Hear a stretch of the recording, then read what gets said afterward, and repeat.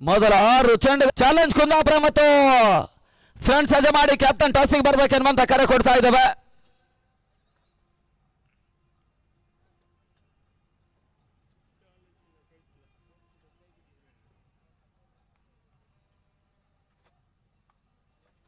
ನಲವತ್ತು 45 ಓಟಗಳು ಖಂಡಿತಕ್ಕೂ ಕೂಡ ಹೋರಾಟಕಾರಿ ಮೊತ್ತ ಆಗುತ್ತೆ.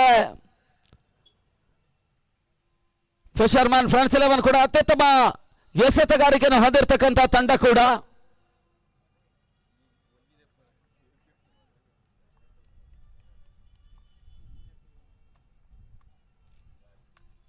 ಬುಡಾಂತರವಾಗಿ ಬಿದ್ದಿರ್ತಕ್ಕಂಥ ಚೆಂಡು ಸುಲಭ ಕ್ಯಾಚ್ ಅನ್ನು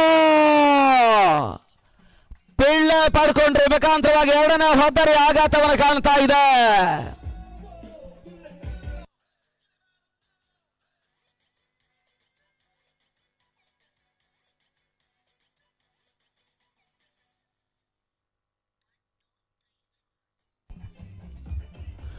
ಏಳು ಚೆಂಡುಗಳ ಮುಕ್ತಾಯದ ನಡುವೆ ಯಾವುದೇ ಓಟಗಳಿಗೆ ಅವಕಾಶವನ್ನು ಮಾಡಿಕೊಡ್ತಾ ಇಲ್ಲ ನಿಜಾನ್.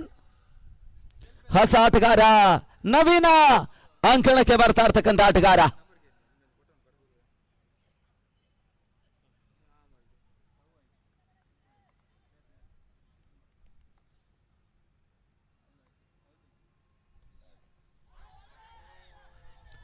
ಲೆಗ್ ಬಿಫೋರ್ ವಿಕೆಟ್ಗಾಗಿ ಬಲವಾದಂತ ಮನವಿಗೆ ಪುರಸ್ಕಾರ ತೀರ್ಪುಗಾರರು ಕೊಡ್ತಾ ಇದ್ದಾರೆ.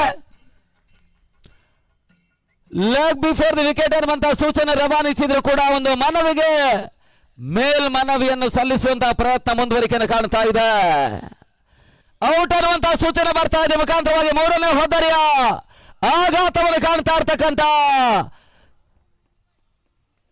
ಫಿಶರ್ಮನ್ ಫ್ರೆಂಡ್ಸ್ 11 ಬೆಂಗಳೂರಿನ ತಂಡ 0-3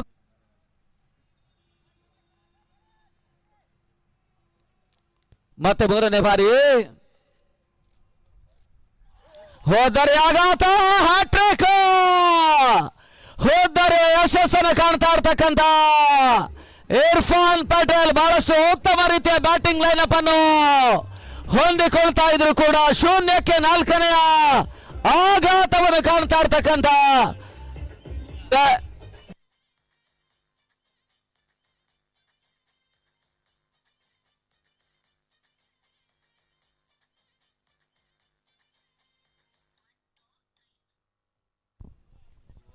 ಸತತ 4 ಚೆಂಡುಗಳಲ್ಲಿ 4 ಹೋದರೆ ಯಶಸ್ಸನ್ನು ಸತತ 3 ಚೆಂಡುಗಳಲ್ಲಿ 3 ಹೋದರೆ ಯಶಸ್ಸನ್ನು ಪಡ್ಕೊಳ್ತಾ ಇರ್ತಕ್ಕಂಥ ಇರ್ಫಾನ್ ಪಟೇಲ್ ಹೊಸ ಆಟಗಾರ ತೀರು ಅಲೆವೂರು. ನಂಬಲ ಸಾಧ್ಯವಾಗಿರ್ತಕ್ಕಂಥ ಇರ್ಫಾನ್ ಪಟೇಲ್ ಕೈ ಚಳಕ ಮುಂದುವರಿಕೆಯನ್ನು ಕಾಣ್ತಾ ಇದೆ.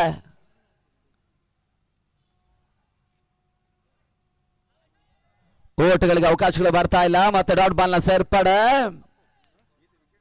10 ಚೆಂಡುಗಳಲ್ಲಿ ಯಾವುದಿಂಡಾರಿ ಮ್ಯಾಢಿ, ಆ ಬಳಿಕ ನಸ್ರು, ಆ ಬಳಿಕ ನವೀನ, ಈ ರೀತಿಯ ಹೋದರೆ ಆಘಾತ.